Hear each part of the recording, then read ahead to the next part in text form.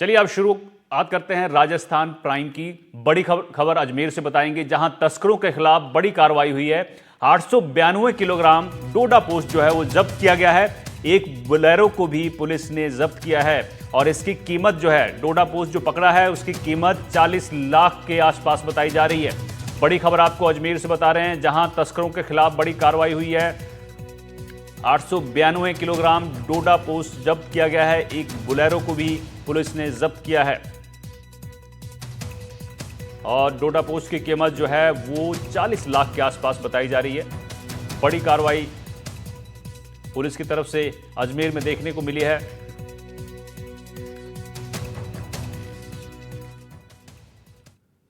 उधर दौसा में एनएच पर होटल संचालक की बड़ी लापरवाही सामने आई है। टूरिस्ट बस को रुकवाना टूरिस्ट को भारी पड़ गया। एनएच पर बस को ट्रेलर ने पीछे से टक्कर मार दी है। घटना का सीसीटीवी फुटेज जो है वो सामने आया है। देखिए तस्वीरें देख सकते हैं आप, कितनी भयानक तस्वीरें हैं ये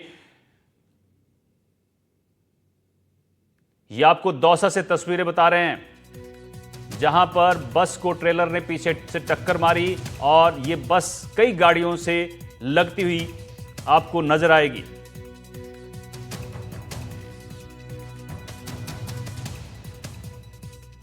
तो दौसा से आपको बड़ी खबर बता रहे हैं, जहां टूरिस्ट बस को जो है ट्रेलर्स ने पीछे से टक्कर मारी है और उसका सीसीटीवी सामने आया है। कई गाड़ियों को फिर बस जो है वो आगे टक्कर मारती हुई नजर आएगी आपको।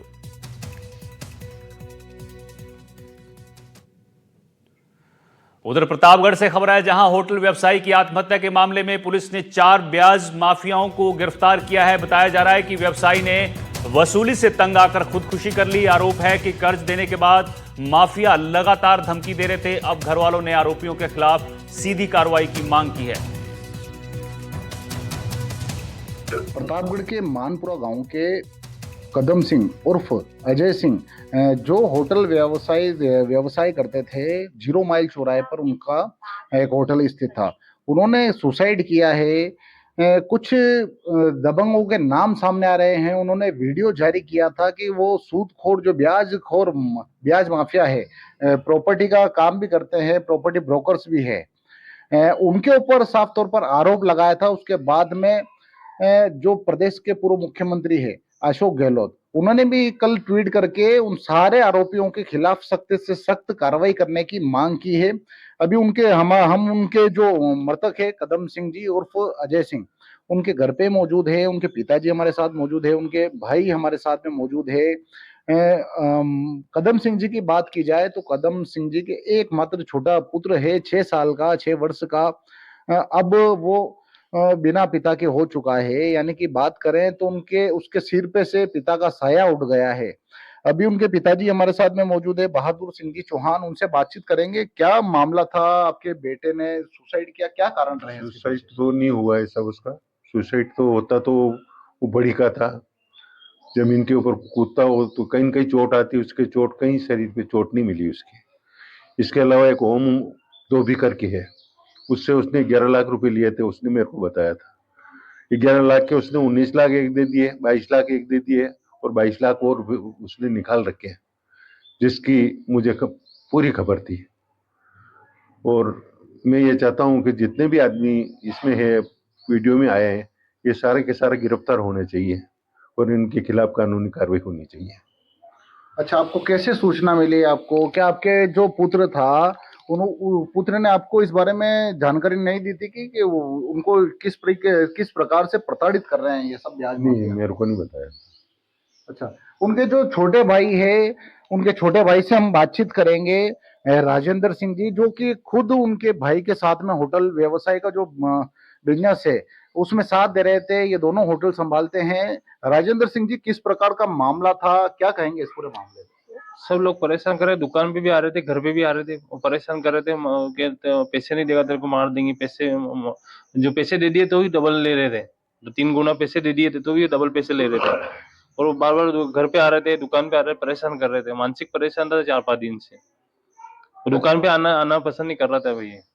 अच्छा, वीडियो जारी करके उन्होंने किन किन का जिक्र किया है? कौन कौन परेशान कर रहा था? उसमें 9 लोगों के नाम बताए उन्होंने। इसमें एक शमशेर है, एक इमरान पट्टी वाला है, विजय धोबी है, शिवलाल धोबी है, और एक ये ओम प्रकाश धोबी, एक गिरीश गाड़ोलिया जांचेद है, एक देवल का है, और शाहरुख लाला, और भी है 2-3 दिन। अच्छा, पुलिस ने अभी 4 आरोपियों को आज गिरफ्तार किया है, इस बारे में क्या कहेंगे? पुलिस सबको गिरफ्तार करे, कानून सख्त कार्रवाई करे। अच्छा, यानी कि भाई आपके बात करें साफ तौर पर तो कितने दिनों से इस प्रकार से परेशान लग रहे थे आप? 4 से 5 दिन दुकान पे नहीं आ रहे, 4-5 दिन। अच्छा, तो आपने पूछा नहीं उन्हें? ये परेशान कर रहे हैं लोग में कि ऐसे जीवा लोग की इज्जत खराब कर रहे हैं, बाहर दुकान पे आऊंगा अच्छा, तो परेशान थे आए दिन। वो दुकान पे नहीं मिलते, घर पे आ रहे थे लोग परेशान करने, उनको ले जाने के लिए। उस दिन सुबह भी विजय तो भी आया था उनको लेने 11 बजे, जिस दिन ये हाँ घटना हुई। अच्छा, तो कुल मिला के बात की जाए तो इनके भाई काफी परेशान थे इन सूदखोरों से। तो आज जो पुलिस है उन्होंने 4 जो इस पूरे मामले में आरोपी है उन्हें गिरफ्तार किया है, और परिजनों का रो रो कर बुरा हाल है। किस तरीके से जो भाई है वह, इनका कहना है कि पैसे भर भी चुके थे, प्रॉपर्टी का मामला था, उन मामलों के अंदर किसी तरीके से सब लोगों ने मिलकर इनके भाई को बुरी तरीके से फंसाया है। और अब ये जो पूरा परिवार है ये कानून के सहारे लड़ाई लड़ रहा है, और उचित न्याय की उम्मीदें जगाए बैठा है। सरकार भी इस पूरे मामले पे नजर बनाए हुए हैं। जो पूर्व सीएम है अशोक गहलोत, उन्होंने पूरे मामले में ट्वीट करते हुए कल जो आरोपी है इस पूरे मामले के अंदर उनके खिलाफ कठोर कार्रवाई करने की भी मांग की थी। प्रतापगढ़ से सहयोगी तेजकरण राठौड़ के साथ एनडीटीवी के लिए इरफान खान। भरतपुर से बड़ी खबर आ रही है, जहां हथियार सप्लाई करने वाली महिला को गिरफ्तार किया गया है। हार्डकोर विनोद पथैना को हथियार ये सप्लाई करती थी। कट्टा और 10 जिंदा कारतूस जो हैं बरामद किए गए हैं। गिरफ्तार महिला से पुलिस अब पूछताछ में जुटी है। तस्वीरों में आपको ये महिला नजर आ रही है। इस महिला को गिरफ्तार किया गया है और ये हथियारों की तस्करी जो है विनोद पथैना गैंग को करती थी। कट्टा और 10 जिंदा कारतूस इस महिला के पास से बरामद किए गए हैं। कल कोई मुखबिर खास से सूचना मिली थी कि एक महिला जिसने सलवार सूट पहन रखे हैं और विनोद पथाना गैंग की है, जो कहीं हथियार सप्लाई करने की फिराक में है। और विनोद पथाना एक हार्डकोर अपराधी है जिसके पास जघन्य अपराध है, लूटपाट, मारपीट, उद्दापन के मामले हैं, तो उसके संपर्क में है। तो इसके कब्जे से कल 315 बोर का एक कट्टा, 10 कारतूस मिले हैं।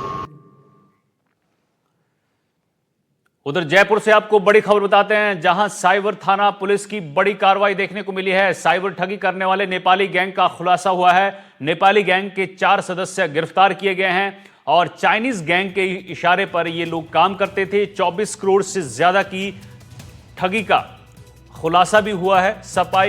स्पाई ऐप इंस्टॉल करवाकर ठगी करने का काम ये लोग करते थे।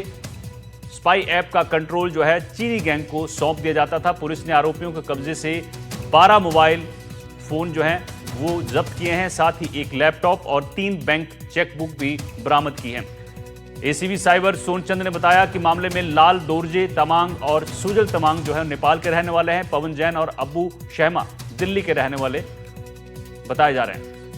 गिरोह का सरगना लाल दोरजे तमांग टेलीग्राम के जरिए चीनी साइबर अपराधियों को 2.5 से 8% कमीशन पर बैंक खाते उपलब्ध करवाता था और खाता धारकों के मोबाइल स्पाई ऐप इंस्टॉल करवाकर उनका पूरा नियंत्रण चीनी गैंग को सौंप देते थे।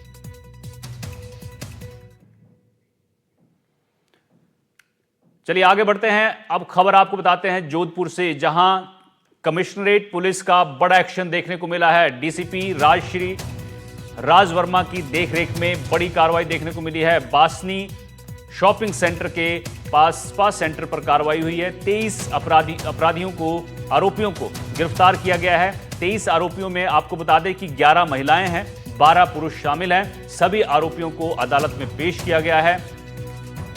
तो जोधपुर में स्पा सेंटर पर बड़ी कार्रवाई हुई है पुलिस की। इसमें 23 लोगों को गिरफ्तार किया गया है, 11 महिलाएं हैं और 12 पुरुष शामिल हैं।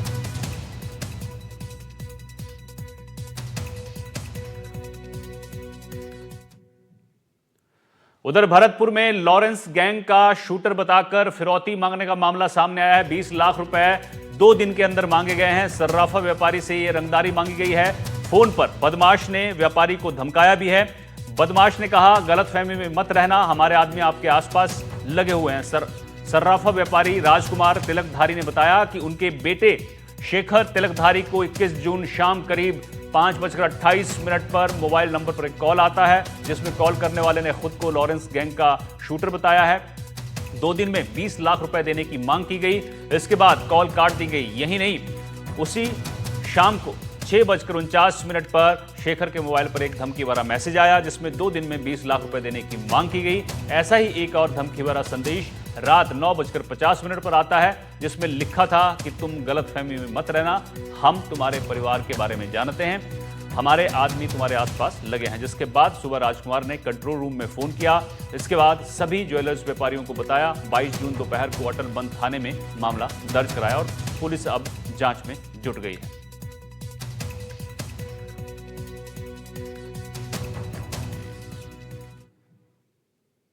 उधर भरतपुर में एनडीटीवी राजस्थान की खबर का फिर बड़ा असर हुआ है। दरअसल रसाला मोहल्ले में पिछले 10 दिन से गंदगी और दुर्गंध से परेशान थे लोग। नगर निगम प्रशासन ने नाले की सफाई कर कचरे को घर के बाहर डाल दिया था।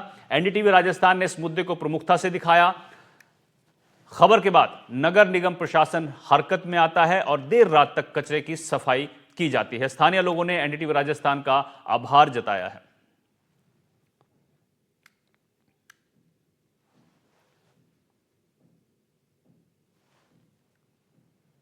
शहर के रसाला मोहल्ला के निवासी दुर्गंध और गंदगी से परेशान थे, लेकिन अब उन्हें कहीं न कहीं निजात मिली है, क्योंकि पिछले 10 दिनों से नाले की सफाई के दौरान जो कचरा और गंदगी थी वो घरों के बाहर डाल दी गई थी।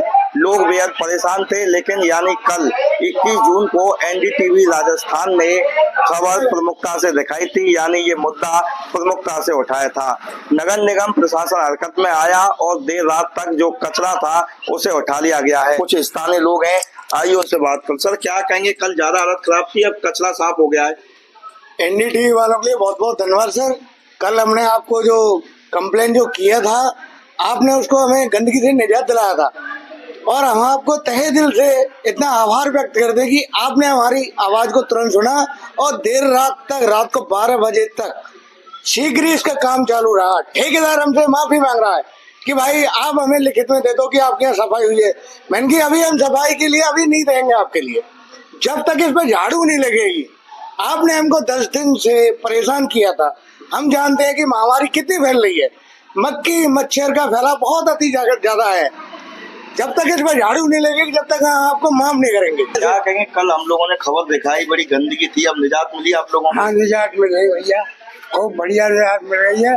अब कोई वो ना है परेशानी, अब कोई परेशानी नहीं है। वार्ड नंबर 33 और वार्ड नंबर 33 रसाला मोहल्ला ने आपका हम शुक्रिया अदा करते हैं। खुश हैं आप लोग?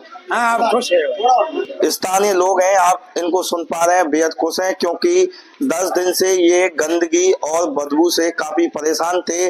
कल जिस तरह से एनडीटीवी राजस्थान ने ये मुद्दा उठाया था, उसके बाद में नगर निगम प्रशासन हरकत में आया और रात तक पूरी जो सफाई है गलियों की वो की गई और जो कचरा है उसको बाहर फेंका गया है। भरतपुर से एनडीटीवी के लिए ललितेश कुशवाहा। उधर जालौर में बारिश के बाद खारी नदी में अचानक पानी का स्तर बढ़ गया, जिससे सियाणा और चंदन खारी इलाके में नदी का बहाव तेज हो गया। इसके बावजूद कई लोग जो हैं वो अपनी जान जोखिम में डालकर नदी पार करने की कोशिश कर रहे थे। नदी में करीब 2 से 3 फीट ज्यादा पानी बह रहा था। बारिश के चलते सियाणा और चांदना के बीच संपर्क कट गया।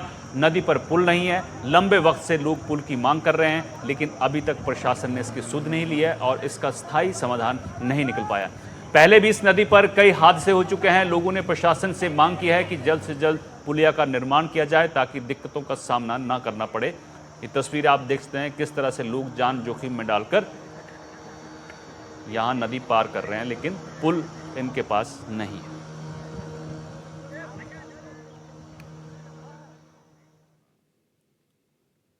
उधर सीकर जिले के नीमका थाना जिला अस्पताल में झुंझुनू की रहने वाली 32 साल की सुनीता ने एक साथ 3 बच्चों को जन्म दिया है।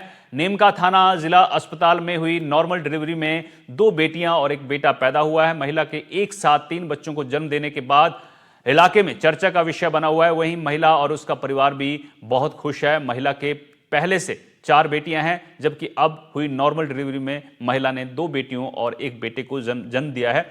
डॉक्टर हेमंत कटारिया की देखरेख में यह सफल प्रसव कराया गया। सुनीता को सुबह जिला अस्पताल में भर्ती किया गया था। डॉक्टर कटारिया ने बताया कि तीनों बच्चे और महिला पूरी तरह स्वस्थ हैं।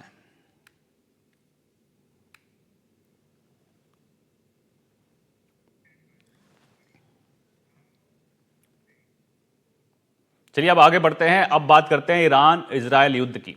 इजरायल पर ईरान के ताबड़तोड़ हमले जारी हैं। इजरायल के कई शहरों में से आई बर्बादी की तस्वीरें तेल अवीव और हाइफा जैसे शहर में ज्यादा नुकसान देखने को मिला है। ईरान के हमले में इजरायल के कई नागरिक जो हैं वो जख्मी हुए हैं। तेल अवीव से एनडीटीवी की एक ग्राउंड रिपोर्ट आप देखिए।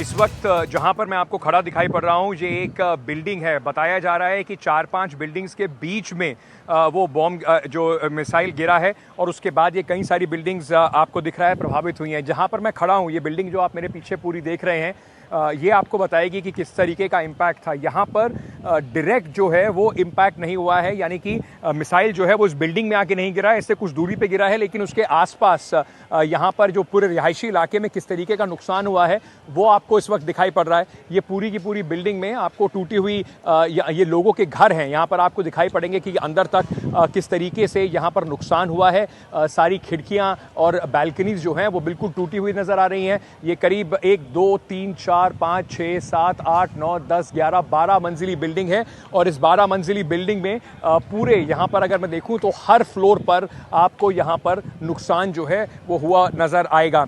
साथ ही साथ यहाँ पर जो लोग हैं जो इन घरों में रहते हैं, ये 4-5 बिल्डिंग्स का एक क्लस्टर है और उसके बीच में बताया गया है कि जो बॉम्ब था, जो मिसाइल था वो आके गिरा है और उसके बाद जो कई सारी बिल्डिंग्स हैं इनमें उसके इम्पैक्ट के बाद यहाँ पर धमाके के बाद ये सब नुकसान देखने को मिल रहा है। इम्पैक्ट के समय अक्सर ऐसा ही होता है, जब सायरन बजते हैं उससे पहले जैसे ही जो रडार्स हैं वो पिकअप करते हैं कहीं पर भी किसी तरीके की कोई हलचल, तो वो हलचल पिकअप करने के बाद जो रडार्स हैं वो एक्टिव हो जाते हैं और लोगों को बताया जाता है कि वो सेफ रूम्स में चले जाएं।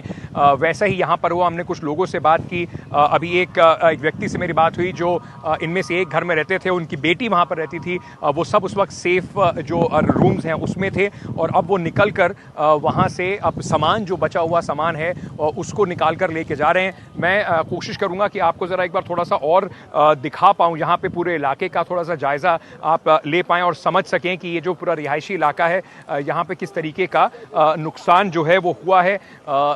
यहाँ पर हम थोड़ा सा और आगे चलते हैं और आपको मैं यहाँ पर थोड़ा सा आगे जाके दिखाऊंगा कि एक दूसरी बिल्डिंग भी जो है ये इस पूरे जो आप पैच देख रहे हैं इसके आसपास तमाम बिल्डिंग्स हैं। उनमें से एक बिल्डिंग से जहाँ से मैंने शुरू किया था वहाँ पर नुकसान आपको दिखाई पड़ेगा और उसके बाद मैं आपको दिखाना चाहता हूँ कि ये जो एक और इमारत जो आपको यहाँ दिखाई पड़ रही है वो घर जो हैं वो बिल्कुल यहाँ पर आपको दिखाई पड़ेगा कि किस तरीके से का नुकसान वहाँ पर हुआ है। इन घरों में जहाँ पर आप ये एक लोगों को खड़ा हुआ देख पा रहे होंगे, उसके ऊपर भी दिखाई पड़ रहा है कि 2-3 बिल्डिंग्स जो हैं इनके ऊपर किस तरीके का नुकसान हुआ है। ये एक पार्क है और इस पार्क के इलाके में भी जो शीशा है वो पूरी तरह से बिखरा हुआ यहाँ पर लोगों को नज़र आ रहा है। उसके बाद जिस तरीके का रिस्पॉन्स रहा है, सिक्योरिटी फोर्सेस और बाकी लोग यहाँ पर पहुँचे हैं और यहाँ पर एक टेंट लगाया गया है उन लोगों के लिए जिनके घरों को नुकसान पहुंचा है, उन्हें राहत देने के लिए और उनकी मदद यहाँ पर करने के लिए। मैं आपको दिखाता हूँ वो बिल्कुल इन बिल्डिंग्स के सामने ये जो आप देख रहे हैं यहाँ पर जो लोग हैं ये अक्सर वही लोग हैं जो इस पूरे हमले में प्रभावित हुए हैं, जिनके घर प्रभावित हुए हैं।